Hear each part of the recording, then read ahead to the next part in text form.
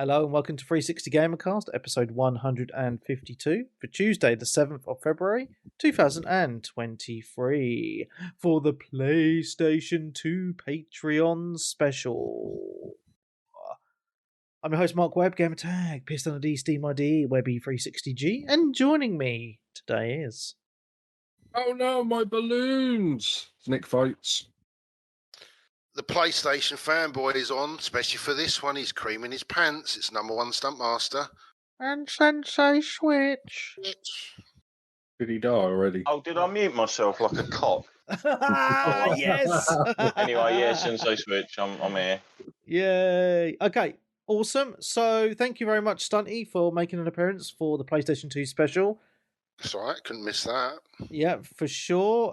It's an interesting generation for me personally, and I think for a few other people, and we will be going through our stories momentarily. Just a little bit of history about the PlayStation 2. So, in the UK, it launched on the 24th of November in the year 2000. Ooh. And actually, have you got the price there, Nick? Because I don't have the price down. I think it was about 300 or something. Yeah, it was $2.99 and pounds. Remember when dollars and pounds were well, they weren't actually one for one, but they just released it the same price over here. Well, they were actually at that point. Yeah, the pound was really strong against the dollar. Well, it was almost double back then. So that's what I'm saying. Where it was $300, £300 would have got you $600. Wow. But for some reason, they just went, it's the same. But it was weird. It's another one of those where they'd go mad today. It was released, was it the 4th of March in Japan, the 26th of October in America, and the 24th of November in Europe. Yeah. Yeah, and I remember, because I managed to get one on launch day, funnily enough, and they were going on eBay for over £1,000, and I didn't sell mine. I kept strong and wanted to play it because I'm a true gamer. Was it actually released in 2000? I thought it was earlier than that. No, it was year 2000. I remember it well because in the year 2000, I was 17 years old and I just started college and I bunked off the day to go into town and pick up my PS2 and I went round my mate Dave's and we played it all day long. Can you remember what games it was? Yeah, sure. So I picked it up. This is going back. I had pre-ordered it from Woolworths. Oh, fucking hell. Wow. Yeah, Wow, because Woolworths. nowhere else had any in stock. So I went to Woolworths for when it opened, and it was really funny because there was no queue there. So I was there before the doors opened, and all the old ladies were coming in, and they were like, "Oh, why are you here so early? What are you waiting for?" And I said, "Oh, I'm waiting for my PS2," and they were just looked at me like I was some sort of weirdo. You better explain what Woolworths was, because Woolworths is actually a bit like Wilkinson's is today, isn't it, to a certain degree? It sells everything. It used to be the only shop that was open on a Sunday that I can remember. Yeah, you're right. Yeah, so Woolworths was a bit of an everything shop because it sold magazines, penny sweets, electronics, Top 40. DIY at the back. Yeah. Pick and mix. Pick and mix, yeah. Oh, Not steal a pick and mix while you're playing on the PS2 demo pods. Too right. Yeah. Sorry, just to quickly thing. What I loved about Woolworths is they didn't really know what they were selling, so they always reduced everything every now and again. It was great because you got some right bargains in there. Nice. They were really late adopting the barcode system as well, so you could swap price tags quite a bit. That's fantastic. You sound like my mother. She got in trouble for that. Oh, that's hilarious. Oh, it's illegal to do, but as long as you don't get caught doing it. It's nice getting Mega Drive games for £5 each. Well, everything's illegal. You don't get caught for anything if it's illegal if you don't get caught. It's still illegal. Yeah, so so I picked it up and I remember so basically I bunked off the day at college, picked up the PS2 and so then I went round my mate Dave's house and we sat there and we just played it all day. So the two games I got with it on launch were Ridge Racer 5, Nice. which was banging. Oh, what a game. Rotterdam Nation. Yeah, and Time Splitters. I think it was Time Splitters 2, actually. No, it's Time Splitters 1. It was one, was it? Okay. The first game was and it still is an exclusive launch title for the PlayStation. You can't buy it on anything else. And I remember playing it, and we were like, "Wow!" Because it reminded us a little bit of GoldenEye, really, with the split screen. I wonder why. Yeah, made by the same team. But what memory! Though getting that on launch day just brings back so many fond memories for me, because we just hammered it so fucking much. And the thing, like, especially when you're a teen and you're into tech, like the smallest things just amaze you. So the PS2, you could have horizontal or vertical.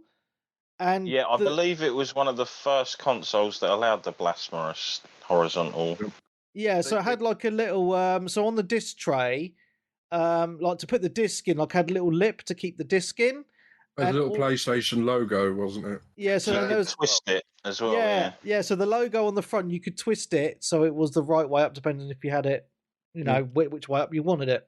Yeah, it's nothing to do with holding the disc in. It just looks cool. Yeah, it just looked amazing. They did have a knack of destroying discs when they were upright, though. I heard about this. Yeah, they used to scratch it because it's like scratch the disc on the plastic. Yeah, if it wasn't in quite right. Yeah. I'm now playing with my PS2 Slim, and that also has a twisty logo which I can't put back. There we go. That's back. Oh yeah, I still have a PS2 Slim. Oh, I've still got a fat one. I actually found it.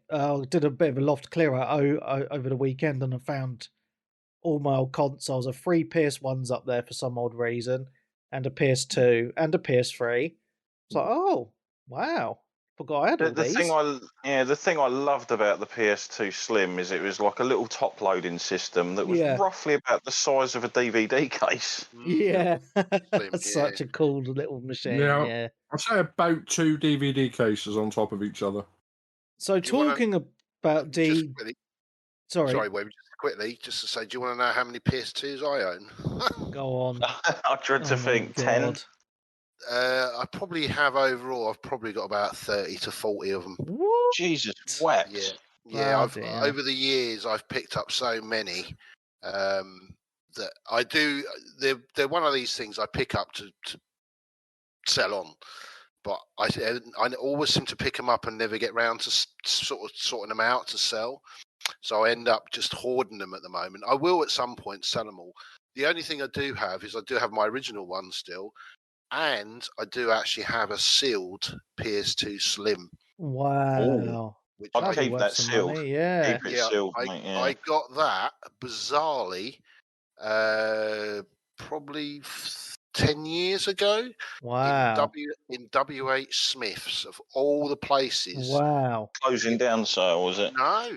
No, it's still there, the WH Smith's. I went into WH Smith's one day and I was in the back of the shop where because they didn't do video games, they haven't done video games for years. And at the back of the shop, they had a load of camera stuff and all the printers and the cartridges and stuff like that. And I looked on the top of the shelf and there was a PS2 there, the yellow box. And I thought, so that seems a bit bizarre. So I went up to the woman and I said, what's with the PS2 up there? She goes, oh, it's for sale. I said, all right, how much is that? She goes, oh, 20 quid. I'll take that. Yeah, I'll have that, thank you. It's a PS2 sealed, and then it's actually put in another box, which was the Buzz collection. So basically, it came with Buzz. And what's happened is, I think they must have had it returned, or they opened the box because someone wanted one of the Buzz controllers out of it. So the actual PS2 in its box, which if you take it out of the box and you see on eBay, it's still exactly sealed, but they put it inside another box and then put the Buzz controllers on top of the box inside, and then they closed it up. So the outer box is open, but the inner box is still sealed. And yeah, it was a bargain for 20 quid. So, but it was just sat there. I don't think anyone knew it was there for years. Wow, that's awesome, man. That's super awesome. Yeah. So so talking about DVDs, just going back, the PS2 was the first video game console to play DVDs. Yeah, that's why I bought it. Yeah. So and at the time, the PS2 was a similar price to standalone DVD players. So it was a bargain for a lot of people who wanted best of both worlds. I think when it was announced, it was the cheapest as well. Yeah. But by the time it came out, I think a few of them discounted because they realised, they're not going to sell us like a Sony or a Panasonic or whatever, DVD player on its own for 300 when you can buy a PlayStation 2 and DVD player together. Yeah, that's correct. Did you hear all the rumours when they came out, the PS2s, about the technology in it was so advanced about the Iraq War? Yeah. Using the chips for missile guidance and stuff. That's right, yeah. That's so funny. Yeah. Powered by the emotion engine. Yes, I was about to say that, yeah. Oh, wow, I can believe that. I mean, that was just hype just to get people to buy the PS2s and the rest of it. They were saying, oh, yeah, the Iraqis, they want to buy them all. Yeah, that was so funny, man. I remember that. Yeah. And also one of the cool things about the PS2 also was it could play your PS1 discs as well. Yeah, that was a big seller for me as well. Yeah, I think it might. I don't know if I'm right on this. I'm pretty sure it was the first games console to play the previous system's games. Am I right or wrong on this? Well, possibly, because I know Nintendo did it, but you always needed a little adapter.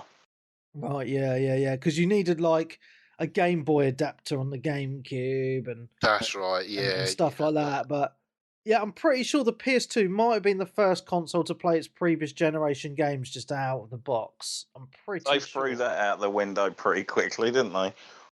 Yeah. Backwards compatibility? I don't know what you mean, mate. Yeah, I know. Yeah. But I think it was a big selling. I mean, like, so one of the reasons why the PS2 was such a good seller, one, obviously they had the brand recognition from the PS1. It was a great system, as we talked about a couple of weeks ago. Two, a DVD player built in as well. And then also with the backwards compatibility, already had a massive back catalogue of games that people could buy and play. You know how they got away with what they don't get away with now? Because now we say, oh, they can't do that because of licensing issues, and the people like a GTA game are saying, well, hang on, you're selling our game again. Technically, we want more money. Do you know how they got away with that with PS2 and then early models PS3? Go on. They just put an entire PS1 inside. Oh, that's right. That's how they got away with it. It was just a PS1 with a PS2 bolted into it. So, yeah. So if they do it now, like they do with emulation and stuff, that's sort of going against what they're supposed to do. But obviously, they got rid of that pretty quickly, and PS3 because they just couldn't afford to put a whole PS2 inside a PS3 and a Blu-ray and a PS3 player. Yeah, 100%. Because the PS2 is still by far Sony's most successful console, isn't it, to date? Most selling console. And this is obviously going back a bunch of years to when less people gamed. Gaming was less acceptable. Yeah, I mean, as we were talking, I got all the console, the top 5 selling console. Well, I say consoles, but there's 2 handhelds, there's some handhelds as well. Yeah. But the PS2, that sold 155 million consoles. Wow, that's a lot of consoles. And then second, it was close, very close by about just under 1 million. It was the Nintendo DS, 154.02 million. Wow. Then we go down to, I don't know if this is a bit of a cheeky one, but this is Game Boy and Game Boy Color, 118 million. I suppose, they are technically the same system. Yeah, I suppose. It's just and then you drop down. Aren't they the handhelds? Aren't they? They all compared to the PlayStation at the beginning. Yeah, and then you drop down to the 5th best-selling console, the PS4, 117 million. Wow, is that how many that's sold now? Wow. What's the top? Wii, the Wii. No, PS2. Oh, the PS2 is the biggest selling console, is it? Ever. Yeah, the Wii. The PS4 eventually outsold the Wii. I was going to say the Switch has got to be like literally panting up the neck of like the back end because that's sold a hell of a lot, hasn't it? Yeah. Well, I only did top 5 because. Well, number 6 is the Switch, 114 million. I just jumped on the wiki. For now, because I heard the Switch I heard the Switch overtook the Wii as well, so that's probably why. Yeah. Yeah, that's pretty amazing. So was that was that everyone else's first DVD player as well? Yes. Yeah, it was actually. Quite possibly, yeah. Mine wasn't on a console. It wasn't. I didn't buy a separate one myself or anything. So I did eventually. I mean, that's a bit. Can anyone remember what their first DVD they bought? Matrix. No. Oh wow. That's what I bought it for, the Matrix, because that came out in '99, didn't it? The film. And did you get the horrible early Matrix release in the shitty Warner Brothers cardboard case? Yeah. With the little plastic cup clip that held it together. Yeah, they did that with the Animatrix as well, didn't they? Yeah. The cardboard thing as well. Well, that was good. I can beat that. And Maverick and a few others, Braveheart as well, possibly. Yeah. With mine, I bought Gone in 60 Seconds for £35. Fucking hell, you were £35. That's just how much. Did you like it? Yeah, that's the only one I had. I just watched it over and over and over again. Also, he was Billy gone James. Yeah, I was done over in 60 seconds, mate, by spending £35 on a DVD. Yeah, because DVDs were they're pretty much the same price they are now, really, isn't it? A tenner, wouldn't they, really? Which was quite a lot of money, because after going from videotapes, which were, I think videotapes were about £8. Actually, no, some DVDs were $12.99. Actually, I remember, but you did the difference. That was the biggest thing as well. The difference between a DVD and a video. It was unbelievable. The difference, the quality. So. Oh yeah, I'm trying to think. Was it Play.com? That was the huge. They made a lot of money selling American Blu-ray DVDs and stuff. Yeah. Yeah, Play.com. I use them a lot. Yeah, I used them, and I got some kind of action replay thingy adapter that you plugged into the PS2, so it made it play region free DVDs as well. Nice. My PS2 Slim is US. Oh, nice. All right, okay. And all my games are US as well, because, like I said when we were doing the Xbox show, the original Xbox was the first console to actually do full screen, full speed gaming, which is what the Americans had for years. And obviously in PAL you used to get the borders and things would run at 50. Yeah, 50 hertz. So my GameCube and my PlayStations were always American or Japanese. Because you think back in 2000 as well, I mean, all of us probably were all on CRTs still. Oh, yeah. Oh, yeah. Yeah. I mean, I was on the CRT. I had a Philips 28. Tilda 360. Yeah. It was 100 hertz. It was quite a powerful one, actually, because it was a bit weird going from that to an LCD. And it wasn't actually the frame. It was a bit slower because the 100 hertz was quite fast in its time. Did you ever used to have to explain to people, Switch, about all the difference between American and PAL and all the it just used to go over them yeah, that's what I'm saying. People used to just glaze over and they're like, "What's this guy on about? What the fuck is a hurt?"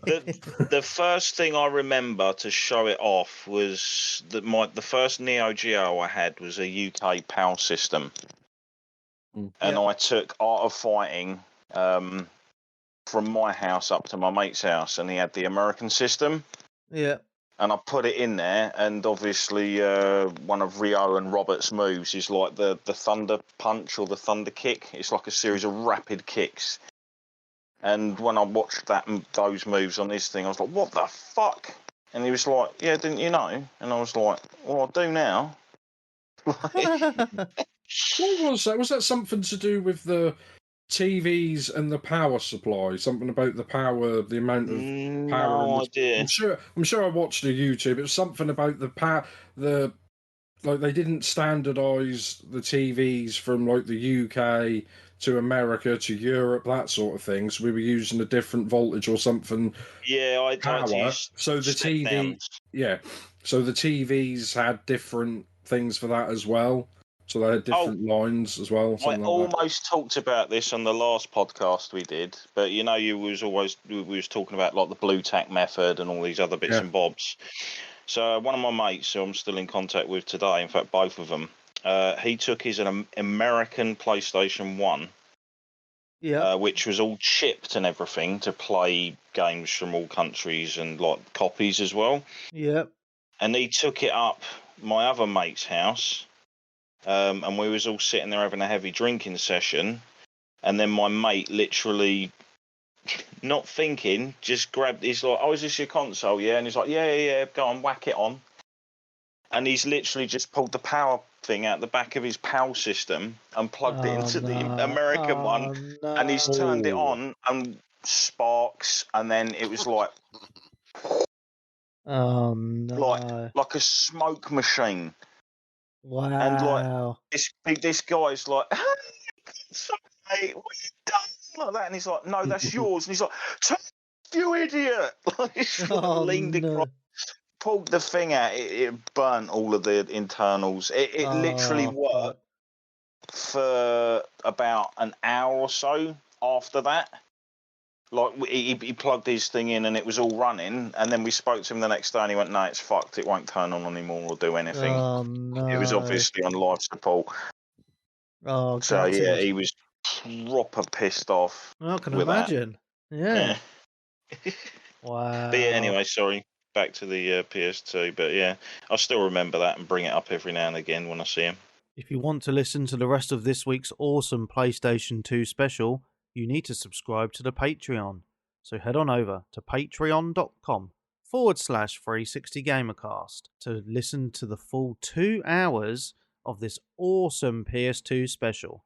And when you subscribe, you get access to all our previous specials as well, including the PS1 special, the Xbox 360 specials, Xbox One, and the music special, and much, much more. So subscribe now, patreon.com/360gamercast. £5 a month is not a lot of money to spend for all this awesome content. Do it now.